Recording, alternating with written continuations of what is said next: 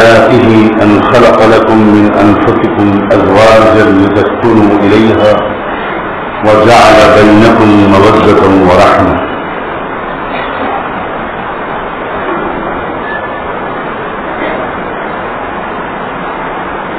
سبحان ربك رب العزة عما يصفون وسلام على المرسلين والحمد لله رب العالمين. اللهم صل على سيدنا محمد وعلى آل سيدنا محمد وبارك وسلم. اللهم صل على سيدنا محمد وعلى آل سيدنا محمد وبارك وسلم. اللهم صل على سيدنا محمد وعلى آل سيدنا محمد وبارك وسلم.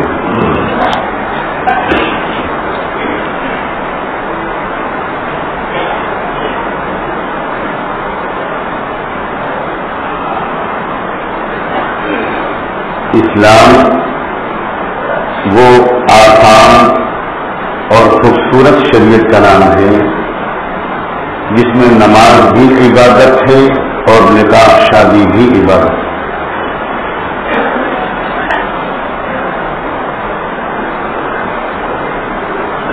اللہ نے انسان کو اس دنیا میں اس لیے بھیجا ہے کہ وہ ہر وقت بندہ بن کر رہے.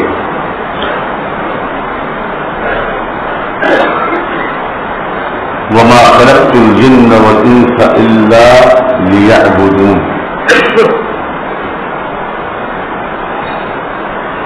ہر وقت نماز تو نہیں پڑھتا رہے گا انسان, اسے اور بھی بہت سے کام کرنے ہوتے, لیکن ہر وقت بندہ بن کر رہ سکتا ہے. کھانا کھائے تب بھی بندہ بن کر رہے, پانی پیے تب بھی بندہ بن کر پیے, نکاح شادی کرے, گھر میں خوشیاں آئیں تب بھی بندگی ہی بندگی چھائی ہوئی رہے. یہ نہ ہو کہ نماز پڑھتے وقت انسان بندہ لگے اور کھانا کھاتے وقت شادی بیاہ کے وقت انسان بالکل آزاد لگے. دنیا کی اور قوموں میں ان بیچاروں کے پاس جو مذہب کے نام سے جو کچھ ہے اس میں یہ بات نہیں ہے. وہ جس وقت پوجا پاٹ کر رہے ہوتے ہیں تب تو کسی کو لگ سکتا ہے کہ یہ بندگی کر رہے ہیں اس کی جس کو بیچارے یہ اپنا معبود سمجھتے ہیں. وہ صحیح سمجھتے ہیں یا غلط سمجھتے ہیں یہ الگ بات, لیکن اتنی ہی دیر تک وہ بندگی کرتے ہوئے نظر آتے ہیں جتنی دیر تک وہ اس عمل میں مشغول رہتے ہیں. باقی عام وقت میں بالکل آزاد ہوتے ہیں.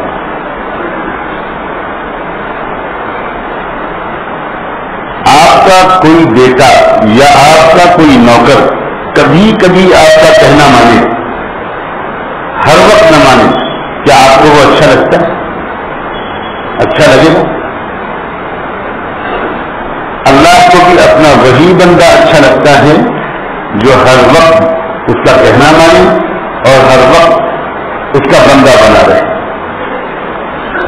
بندہ بنا رہنے کا مطلب یہی ہے کہ تم وہ سب کام کرو جن کو دنیا میں کرنا پڑتا ہے. کاروبار بھی کرو, سفر بھی کرو, لین دین بھی کرو, ملازمت اور مزدوری بھی کرو, حکومت بھی کرو, دولت بھی کماؤ, شادیاں بھی کرو,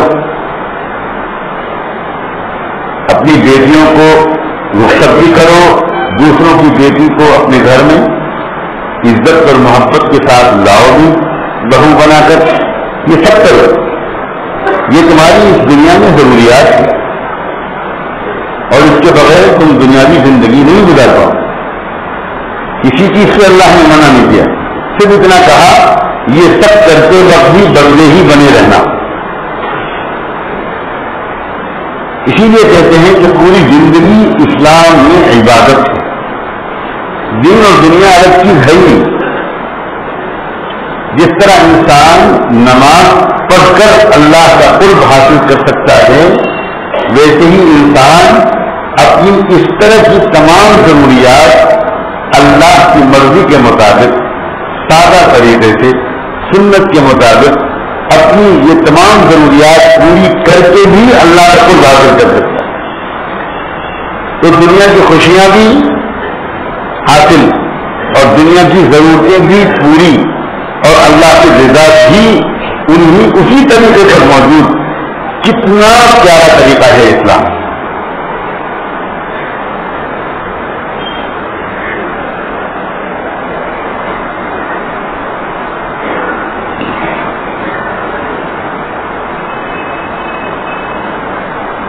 شادی نکاح کی محفل ایک بندے اور بندی کے درمیان جوڑ بچھانے اور جوڑ پیدا کرنے کی محفل ہے۔ ہر چیز کو جوڑنے والی چیز الگ ہوتی ہے۔ کاغذ کو کاغذ سے جوڑا جاتا ہے گوند کے ذریعے، کیا کہتے ہیں آپ لوگ یہاں؟ وہ نہیں کہتے۔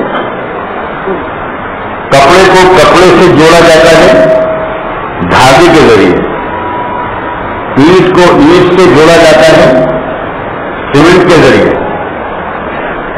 ہر چیز کا جوڑ الگ چیز سے لگتا ہے۔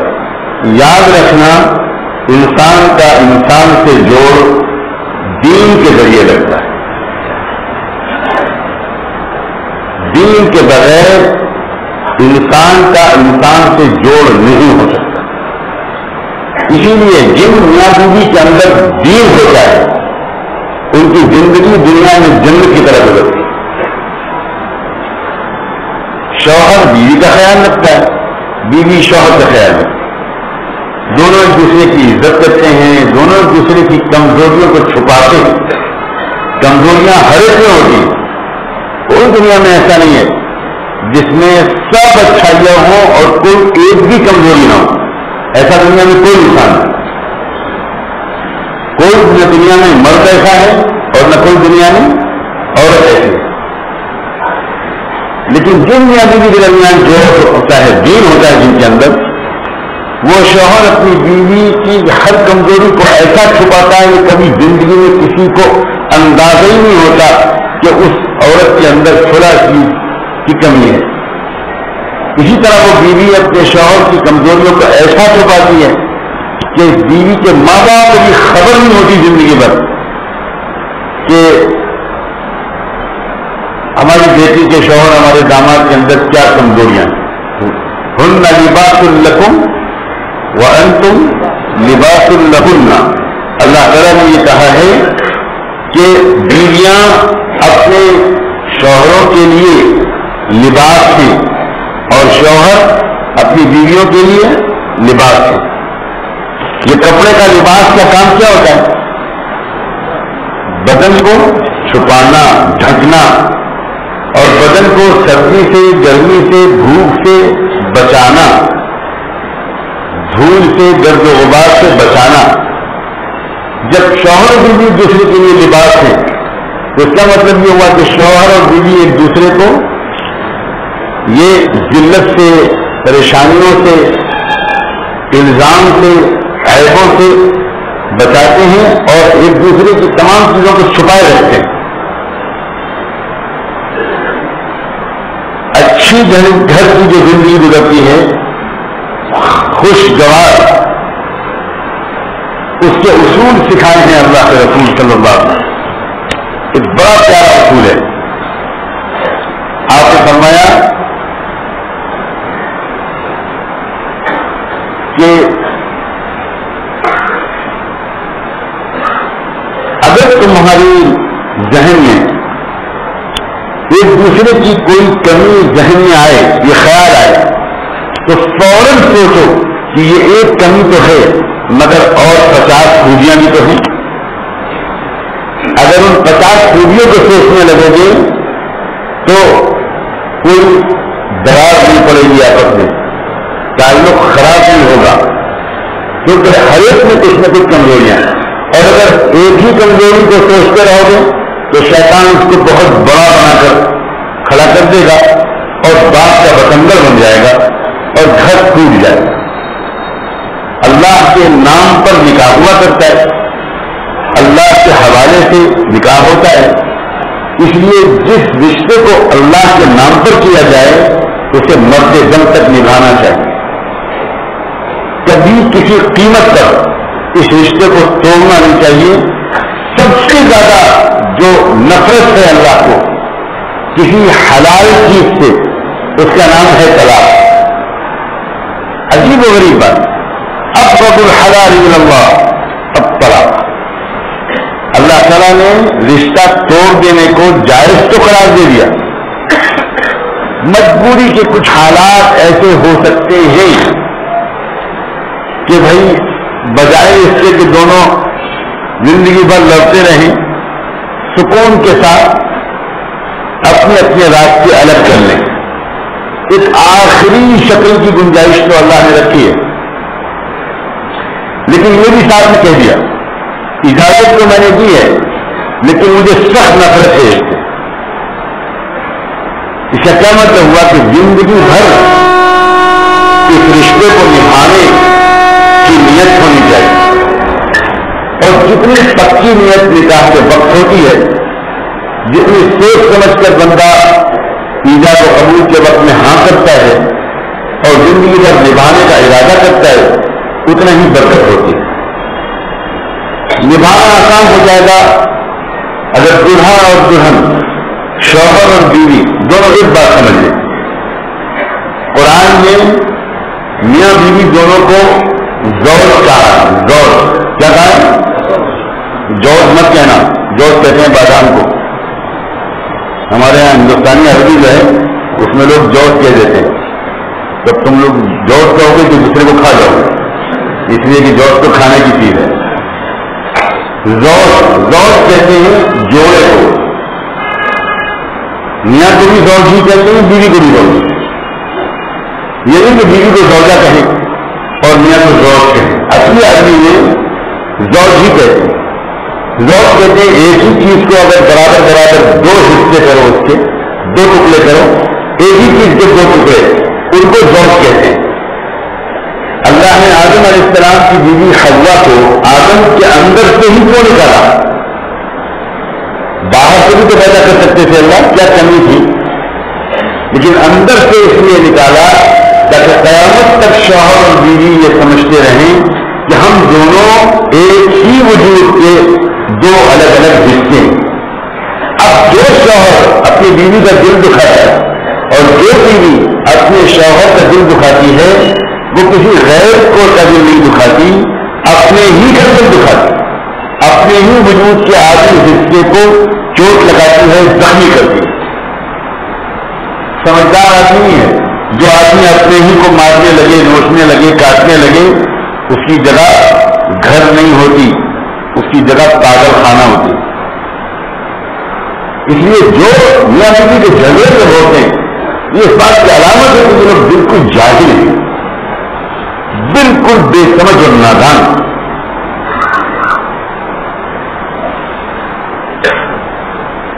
صحابہ غریب تھے, اکثر مالدار لوگ بہت کم تھے, اور اتنے غریب تھے کہ اتنا غریب کو ہم میں سے کوئی نہیں. کئی دن پاکے ہمارے گھروں میں آتے ہیں, پاکے کا ہم نے صرف لفظ سنا ہے, زندگی میں ایک مرتبہ بھی ہم پر پاکا شاید آیا نہیں ہے, اللہ کرے کبھی نہ آئے. لیکن کبھی کسی کے گھر میں اتنی غربت کے باوجود شکوہ شکایت نہیں ہوتا. ہر بیوی خوش رہتی, ہر شوہر خوش رہتا, اس لیے کہ ان کے درمیان دین تھا. جہاں رشتے کسی اور بنیاد پر ہوتے ہیں تو وہاں رشتے ٹوٹتے ضرور ہیں. جہاں پیسے کی بنیاد پر رشتہ ہوتا ہے, پیسہ آنے اور جانے والی چیز ہے, پیسہ بڑھتا بھی ہے اور پیسہ گھٹتا بھی ہے, اور پیسے کی وجہ سے خرابیاں بھی ہوتی ہیں. تو پیسے کی وجہ سے جو رشتے ہوتے ہیں دولت کی وجہ سے اکثر ٹوٹتے ہیں. خوشبو خوبصورتی کی وجہ سے جو رشتے ہوتے ہیں، خوبصورتی تو چند دن کے بعد ڈھلنی شروع ہو جاتی. وہ لڑکی جو بالکل پری نظر آتی تھی، تھوڑے دن کے بعد جب وہ ذرا عمر بڑھے گی، کئی بچوں کی ماں بنے گی، تو وہ عاشق صاحب جو خالی حسن کی وجہ سے لے کر آئے تھے، ان کا دل نہیں لگے گا اس بیوی سے. وہ دوسری لڑکیوں کو حقوں کو چھانٹنے لگیں گے، اس لیے کہ ان کا رشتہ صرف حسن کی بنیاد پر ہوا، خوبصورتی کی بنیاد پر. لیکن دین وہ چیز ہے کہ جس کے اندر جوانی کے وقت میں دین ہے، وہ جیسے جیسے اس کی عمر بڑھے گی دین بڑھتا رہے گا، نہ مال کی طرح گھٹتا پڑے گا، نہ حسن کی طرح گھٹے گا، دین تو یقیناً بڑھے گا. جو نوجوانی میں دیندار سے لڑکا اور لڑکی آگے چل کے وہ بے دین نہیں بنے گا انشاءاللہ، اور دیندار بنے گا. ابھی تک وہ فرض نمازیں پڑھنے والا تھا، لیکن تھوڑے دن کے بعد وہ تہجد پڑھنے والا بن جائے. سمجھدار ہیں وہ لوگ جو اپنے بیٹے اور بیٹی کے لیے رشتے کے کرتے وقت دین کو دیکھتے ہیں، کیونکہ دیندار جو بھی لڑکی ہوگی، جو بھی لڑکا ہوگا، وہ اپنے بڑوں کا ادب کرے گا، وہ گھروں کے اندر محبت کا ماحول بنائے گا. اگر دین نہیں ہے تو ساس کے اور بہو کے جھگڑے شروع ہو جاتے ہیں، نن کے اور دعوت کے جھگڑے شروع ہو جاتے ہیں. آپ لوگ کہو کہ ابھی ہماری شادی ہوئی نہیں اور جھگڑوں کی بات اب کرنے لگے. اس لیے میں کہہ رہا ہوں کہ یہی ساری چیزیں زندگی کی سچائیاں ہیں. سمجھدار ہے وہ آدمی جو پہلے سے ذرا اسے کوئی آگاہ کر دے، اسے کوئی بتا دے کہ راستے میں یہ سب اسٹیشن آنے والے ہیں اور راستے میں یہ اسپیڈ بریکر آنے والے ہیں.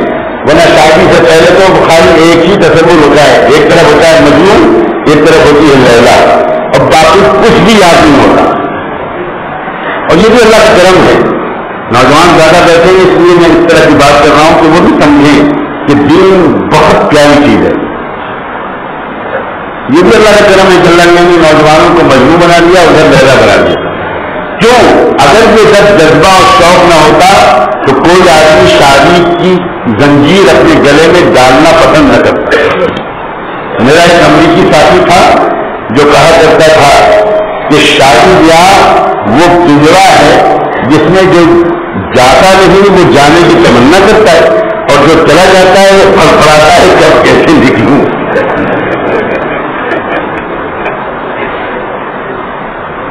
اس لیے کہ وہ کہتا ہے کہ اللہ ایک غلطی ہو گئی، معاف کر دیجیے، ہم ایسی غلطی کبھی نہیں کرتے. اس لیے کہ اس کے بعد جو ذمہ داریاں بڑھتی ہیں، ابھی تک تو آزاد تھے، رات کو چاہے دیر جاؤ، چاہے پاکٹ منی چاکلیٹ میں خرچ کر دو، کچھ کر دو، لیکن اس کے بعد تو ایک ایک پیسہ بھی آدمی بچا بچا کے خرچ کرتا ہے. اس لیے اس کو پتا ہے کہ اب میری زندگی اکیلی نہیں رہی، اب میری زندگی میں ایک زندگی اور داخل ہے. پھر وہ وقت کو بھی بچاتا ہے، پیسے کو بھی بچاتا ہے، ہر چیز کو سمجھ کے خرچ کرتا ہے. تو وہ انسان جو تھوڑا سا علم حاصل کر لے، سمجھدار لوگوں سے پوچھ کر زندگی گزارے اور اپنا رہبر بنائے محمد الرسول اللہ صلی اللہ علیہ وآلہ وسلم کو، قسم خدا کی وہ دنیا میں بھی کامیاب واقع ہے.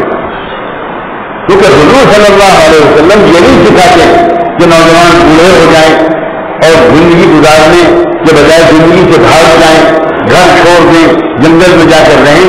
نہیں، حضور کو یہ سکھاتے ہیں کہ اچھے شوہر بنو، اچھے باپ بنو، اچھے چچا اور خالو بنو، اچھے پھپھا اور ماموں بنو، اچھے پڑوسی بنو، اچھے انسان بنو، اپنی بیویوں کے ساتھ نہایت محبت بڑا برتاؤ کرو. حق یہ ہے کہ اسلامی طریقے کے مطابق جب بھی شوہر اپنے گھر میں واپس جائے کام کاج کے یا کسی بھی ضرورت سے باہر نکلا اور پھر آئے، شریعت یہ کہتی ہے، سنت یہ کہتی ہے کہ شوہر کو چاہیے کہ اپنے بیوی بچوں کو سلام کر کے گھر میں داخل ہو. یہی رواج ہے، یہ سلام کرنے کا رواج ہے. جب جن علاقوں میں نہیں ہوگا رواج، اگر وہاں کوئی سلام کرے گا اور بیوی اگر پردہ کرتی ہے تو گھر کے اندر کافی بھی لگتا ہے کہ غیر مرد آ رہا ہے. اس لیے کہ انہیں کبھی سنیں گے کہ شوہر بھی سلام کرتا ہے. عجیب بات ہے، ہم سلامتی کی دعا دنیا بھر کے لیے کریں اور جو ہماری اپنی ہے اس کے لیے نہ. جو ہمارے اپنے بچے ہیں، جو اپنے ماں باپ کو چھوڑ کر ہمارے لیے آئی ہیں ہمارے پاس، ہم اس کو سلام نہ کریں؟ سلام کرنے سے محبت ہو، سنت یہ ہے کہ جب بھی گھر میں داخل ہو سلام کر کے داخل ہو اور مسکراتے ہوئے داخل۔ ہم لوگ کیا کرتے ہیں؟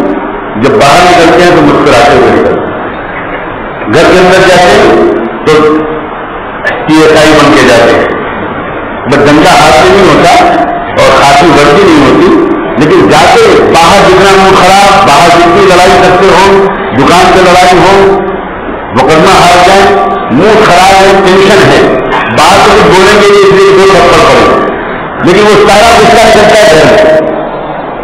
گھر میں جب آتے ہیں تو ایسا لگتا ہے کہ جیسے 3-4 جوتے کھا کر آتے ہیں۔ نہیں، یہ غلط طریقہ ہے، یہ غلط طریقہ ہے، یہ بہت بڑا ظلم ہے عورتوں کا۔ گھر میں مسکراتے ہوئے آنا چاہیے۔ رحمت عالم سیدنا محمد رسول اللہ صلی اللہ علیہ وسلم سے بڑھ کر دنیا میں کوئی انسان ایک دن میں اتنے غم نہیں اٹھاتا تھا جتنے روزانہ وہ اٹھاتے۔ دنیا میں کسی انسان کو زندگی بھر میں وہ تکلیفیں نہیں اٹھانی پڑی جتنی اللہ کے رسول کو روزانہ ہر گھنٹے اٹھانی پڑتی۔ ہر دن نئی آزمائش لے کر آتا تھا، نئی تکلیف لے کر آتا تھا، نئے غم لے کر آتا تھا، لیکن جب آپ گھر میں آتے تھے تو ان غموں کو باہر چھوڑ کر ہنستے مسکراتے سلام کرتے ہوئے گھر میں داخل ہوتے۔ صرف ایک مرتبہ زندگی میں، ایک مرتبہ اللہ کے رسول صلی اللہ علیہ وآلہ وسلم بغیر سلام کیے گھر میں داخل ہوتے۔ حضرت خدیجہ رضی اللہ عنہا حیرت میں رہ گئی، ایک دم سے دیکھ کر کہا کہ اللہ کا رسول آپ کا صلاۃ و سلام ہو، خیریت تو ہے؟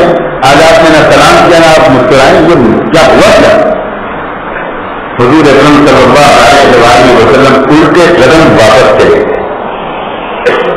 اور واپس جا کر دوبارہ گھر میں داخل ہوئے، سلام کرتے ہوئے مسکراتے ہوئے، اور پھر یہ کہا خدیجہ اللہ تم کو جزائے خیر دے، ایک بہت بڑی نیکی کے، بہت بڑے ثواب سے محروم ہونے سے آج تم نے مجھ کو بچایا۔ اب بتاؤ ایسے گھر میں کتنی محبت ہے۔ فاقہ ہوتا تھا مگر میاں بیوی دونوں خوش رہتے۔ ہمارے گھروں میں سب کچھ ہے مگر اکثر ٹینشن ہے۔ اس کی وجہ یہ ہے کہ دین کم ہے، تقویٰ کم ہے، اللہ کی محبت کم ہے، اللہ کا ذکر کم ہے، دلوں میں سکون کم ہے۔ اسی لیے آپ جب خطبہ نکاح سنو گے ابھی تو آپ دیکھو گے کہ خطبہ نکاح کی ہر آیت میں تقویٰ تقویٰ تقویٰ۔ اللہ کے رسول صلی اللہ علیہ وسلم نے قرآن کی وہی آیتیں سنی جن میں اللہ تعالیٰ نے بار بار تقویٰ یاد دلایا۔ اس لیے کہ تقویٰ جو ہے یہ خالی آخرت میں کامیاب نہیں کرتا، یہ بیڈ روم میں بھی کامیاب کرتا ہے، یہ گھر کے اندر بھی کامیاب کرتا ہے، یہ بازار میں بھی کامیاب کرتا ہے، یہ ہر جگہ کامیاب کرتا ہے۔ تقوی والا جلدی سے غصے میں نہیں آتا، تقوی والا ظلم کا جواب ظلم سے نہیں دیتا، تقوی والا بخیل نہیں ہوتا، بے رحم نہیں ہوتا۔ اس لیے تقوی والا ہر جگہ کامیاب ہوتا ہے۔ اگر سچا تقوی ہو، خالی تقوی کی ورزی نہ ہو، خالی تقوی کا ظاہری جھونگ نہ ہو، بلکہ دل کے اندر تقوی اترا ہوا۔ یہ رواج کو اس شہر میں مجھے بتایا بھی گیا اور میں دیکھ بھی رہا ہوں کہ نکاح مسجد میں ہوتا ہے، یہ بہت مبارک ہے، اللہ اس کو ہمیشہ قائم رکھے۔ امید یہی ہے کہ جس طرح سادگی کے ساتھ نکاح مسجد میں ہو جاتا ہے ویسے گھر کے اندر رخصت کرتے وقت، دلہن کو اپنے گھر میں لاتے وقت وہاں بھی یہی سادگی ہوتی ہوگی۔ ایسا نہ ہو کہ یہاں تو ہے سادگی اور ساری کسر نکالی جائے وہاں، خوب بے پردگی ہو، خوب فوٹوگرافی ہو، خوب بے شرمی بے حیائی ہو، خوب فضول خرچی ہو، کیونکہ اکثر گھروں میں یہ حالت آ گئی ہے کہ نکاح شادی کے دنوں میں کہا جاتا ہے شریعت سے، سنت سے، تقوی سے کہ مجھے چلنے کے لیے ذرا اللہ کے راستے میں چلے جاؤ۔ اب تقوی کو چلنے کے لیے اللہ کے راستے میں بھیج دے گا، شریعت کے لیے اللہ کے راستے میں، دین گیا اللہ کے راستے میں، تقوی گیا چلنے کے لیے۔ اب گھر میں بہت آزادی ہے. اب گانا ہو، ناچ ہو، تماشا ہو، فوٹوگرافی ہو، بے شرمی بے حیائی ہو، فضول خرچی ہو، یہ سب ہوتا ہے. ہمارے بہت سے علاقوں میں اگر نکاح مسجد میں ہوتا بھی ہے تو باقی گھر میں کیا ہوتا ہے؟ اللہ کرے یہاں یہ سب نہ ہوتا. سادگی کا کیا مطلب نہیں ہے کہ آپ دلہن کو اس طرح رخصت کر کے لائیں جیسے معاذ اللہ جنازے کو لاتے ہیں. یہ مطلب نہیں ہے سادگی کا، ہرگز نہیں. یہ یقیناً خوشی کا موقع ہے. اور حضور پاک صلی اللہ علیہ وآلہ وسلم چاہتے تھے کہ گھروں میں خوشی کا ماحول ہو. کیا پیارے رسول کیا اچھی. میں تو حیران ہوں کہ کن شخصیت سے اللہ ہے. ایک عورت کی حضرت ہند، ان کو عام طور پر لوگ ہمارے یہاں ہندا کہتے ہیں. نام ہندا نہیں تھا، نام ہند تھا.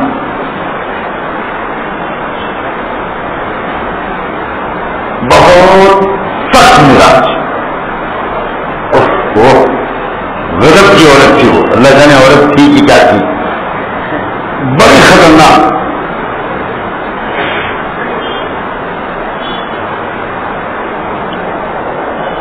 مگر ایک وقت آیا کہ اللہ کے رسول کے اخلاق کو دیکھ کر اور صحابہ کے اخلاق کو دیکھ کر وہ بھی اس کا دل بھی پسیج گیا اور اس نے بھی ایمان قبول کر لیا. مکہ مکرمہ کی فتح کے موقع پھر وہ صحابیہ بنی. وہ آئی اللہ کے رسول کے پاس اور کہنے لگے اللہ کے رسول مجھے آپ بیعت کر لیجیے، میں آپ کے ہاتھ پر بیعت کرنا چاہتی ہوں. اب وہ تمام گناہ نہیں کروں گی جو پہلے کرتی تھی. حضور نے کیا فرمایا؟ اس کے ہاتھ نکلے ہوئے تھے چادر سے باہر. حضور نے فرمایا اپنے ہاتھوں کی ناخنوں پر مہندی لگاؤ تاکہ مردوں کے ہاتھوں سے تمہارے ہاتھ الگ رہے. کیا اشارہ کیا. میں تو اس کے اندر بڑی گہرائیاں پاتا ہوں. ایسا لگتا ہے کہ جیسے اللہ کے رسول صلی اللہ علیہ وآلہ وسلم نے ایک بات پکڑی. ایسی جو خطرناک عورتیں ہوتی ہیں وہ ایسی کوئی بناؤ سنگار نہیں کرتی جو مردوں والے ہوتے یا عورتوں والے ہوتے. اس لیے کہ ان کے مزاج کے اندر وہ مردانی کی ذات ہوتی ہے اور اس مزاج کی وجہ سے بناؤ سنگار کا ان کا دل نہیں ہے. یہ ایک عجیب خلقی اور طبی اور میڈیکل سائنس کی حقیقت ہے. آپ نے علاج کیا اور آپ نے کہا کہ ناخنوں پر مہندی لگاؤ تاکہ مزاج میں نرمی پیدا اور نسوانی حسن و جمال تمہارا سامنے آئے. تو گیا آپ کا مزاج یہ تھا. ایک مدینہ منورہ میں ایک شادی کے محفل میں آپ گئے. ایک گھر میں شادی تھی، وہاں آپ کی دعوت کی گئی، آپ تشریف لے گئے. وہاں آپ نے بیٹھ کر یہ پوچھا کہ بھائی تم لوگوں کے خاندانوں میں چھوٹی چھوٹی بچیاں شادی کے موقع پر کچھ گیت گایا کرتی تھی. میں دیکھ رہا ہوں کہ کوئی گیت اس طرح کا تمہارے گھر میں نہیں ہو رہا. تو ان صاحب نے اقرار کیا کہ اللہ کے رسول بچیاں گیت گا کر رہی تھیں آپ کے آنے سے پہلے، مگر آپ جو آئے تو سب بھاگ گئی. تب حضور نے کہا نا ان سے کہو کہ وہ اپنے گیت کو جاری رکھیں. آپ دیکھو حضور پاک صلی اللہ علیہ وسلم لیکن یہ دکھانا چاہتے تھے آپ کہ دین ایک بہت درمیانی راستہ ہے، ایک بہت پریکٹیکل عملی اور خوبصورت راستہ ہے. اللہ کرے کہ ان سب گھروں کے اندر بھی سنت کے مطابق خوشیاں منائی جائیں. خوشیاں نہ منائی جائیں یہ بھی سنت اور شریعت نہیں ہے. اور خوشیاں مناتے وقت بندگی کے تقاضوں کو بھول جایا جائے، اللہ کو بھول جایا جائے، یہ بھی پسندیدہ چیز نہیں. یہ چند باتیں یاد رکھنا. اللہ تبارک و تعالیٰ ان میں برکت عطا فرمائے اور ان رشتوں کو بہت مبارک بنائے. الحمدللہ نحمدہ. ساری زندگی یہ رشتے قائم رہیں، محبتوں کے ساتھ، ترقیوں کے ساتھ، خوشیوں کے ساتھ قائم رہیں. نیک سارے اولاد کے حضور میں آنے کا ذریعہ بنائیں گے. نظر بد سے بچائیں گے، نظر بد سے بچائیں گے، نظر بد سے بچائیں گے. فرزند کو، میاں بیوی کو اور سب کے رشتے داروں کو ایک دوسرے کا ادا کرنے کی توفیق عطا فرما. ان رشتوں کو میاں بیوی کے لیے اور دونوں خاندانوں کے لیے دینی اور دنیاوی ترقیاں اور خوشیوں سے ذات